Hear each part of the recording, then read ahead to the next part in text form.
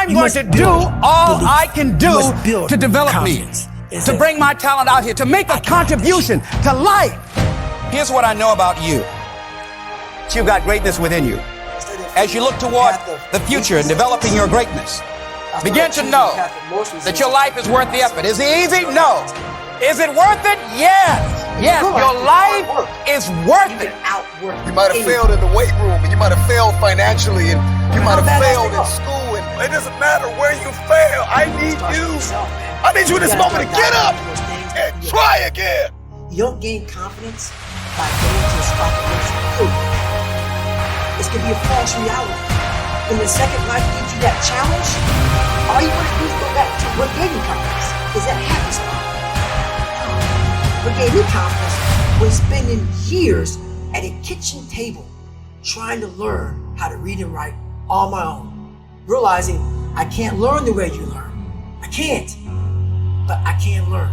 What gives you confidence, not being afraid, is overcoming the fear. That's what gives me confidence, is facing these things, overcoming them. And maybe not overcoming them every day, but facing them and facing them and facing them. Pretty soon like this, you know what, man, this is where it's at. It's not in that comfort zone. It's in the discomfort zone is where my confidence is getting built. Mm-hmm. That's where it's getting built. Happiness, peace, enlightenment, it's all up here, man. It's all up here. It's all up here. You just gotta be willing to go and face it. And that's the hard part. The physical standard is not what they need to meet. It's a mental standard you must meet in life. That's how I live my life. I now know that there is no cap on the human mind. There's no cap. We cap it ourselves. When most people quit, I just started. And when you take that mindset and you learn to flip that around, that's what made me powerful. And my body followed. And so I said, I want to do this. I'm going to give myself a challenge every single day until the fear goes away. That's right. And I feel like that's what more of us should be doing. I'm hearing that that's what how you live your life. That's all it is, man. And it helps me feel so much more confident. When you overcome that fear of saying this doesn't have control over me anymore, that's right. It's like you can be at so much more peace. A lot of us speak in hollow words. I used to speak in hollow words. I don't do it anymore. Everything that comes out of my mouth has substance. It's real. We all have these feelings in our bodies, in our minds, in our souls. I act on mine. A lot of us who are afraid of something, we allow our minds to choose the path of least resistance, so we go a different route. And I'm afraid of something that's telling me you must do that. Life is one big mind game, and you're playing it with yourself. You cannot lose perspective of where you've come in life. I'm trying to give people a different thought process of life, where failure, hell, disappointment, discomfort is a great learning tool. And many people don't understand that, but it's these few moments in life that you have. Like for me, I always talk about it. Rocky 1, round 14. That 1 2-minute and 13-second clip of Rocky getting up when Apollo knocked him down. That one clip, when I was going through a very bad time in my life, I saw what I wanted to be. It wasn't a guy that won. It wasn't a guy that won everything he did. It was a guy that kept getting up after being knocked down. So I realized if that 2 minutes and 13 seconds changed my life, that's all it was. I saw something that I needed to be in the world I was living in. Maybe my story will give someone the 2 minutes and 13 seconds they need to change their life. Everybody's got a story. We don't share it on social media. We share our nice life on social media. We all have a dungeon. I'm just willing to talk about mine. Mental toughness isn't something that you sample. It's something that you live in every day. Whenever hardness comes, and you don't know what it is, it may be different for you than it is for me, but you go back to your insecurities. And then when you go back to your insecurities, you then look for comfort within those insecurities.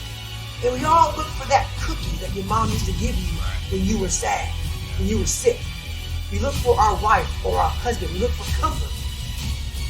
It's in those moments you must retrain your mind to think differently in health. The mental standard is you must know how far you've come.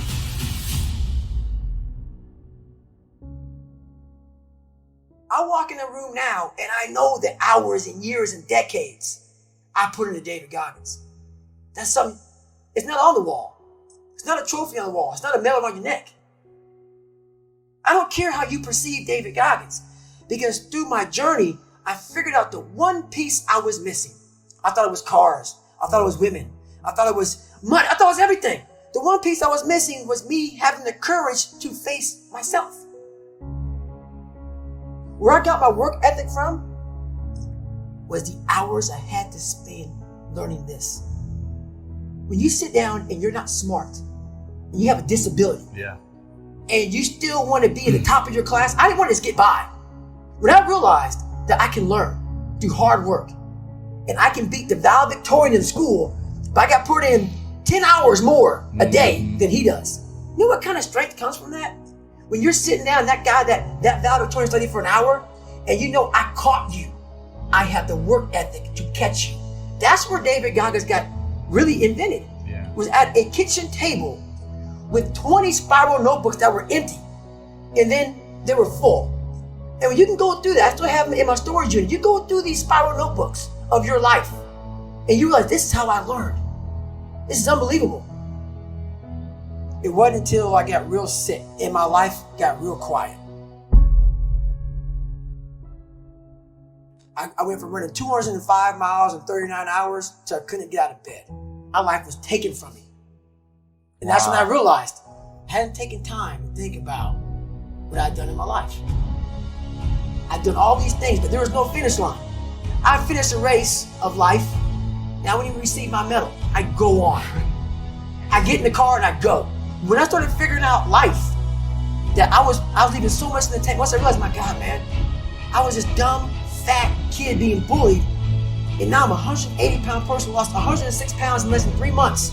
Learn to read, learn to do this, learn to do that. I was like, I need more. I was fueling my mind with everything. And I never took time to say, my God, you came from this hell, and you're here. I had come 8,000 miles from where I started. But if you never know that, you're still in the $7 a month place. So it's that quiet place. It's that place by yourself. It's those hours and years and decades by yourself in the grip of life. When life has you by the throat and choking you out, and you're sitting there calm because you're trying to figure it out. You're not panicking. You're not quitting. You're not throwing in the towel. You're saying there's a way around this. And when you figure it out, when life has you gripped in a vice, and you can figure that out, that's when you overcome. That's when you overcome. The journey getting there was harder than going through it. You know? So that's the whole thing about life, man. It's that journey that makes you who you are.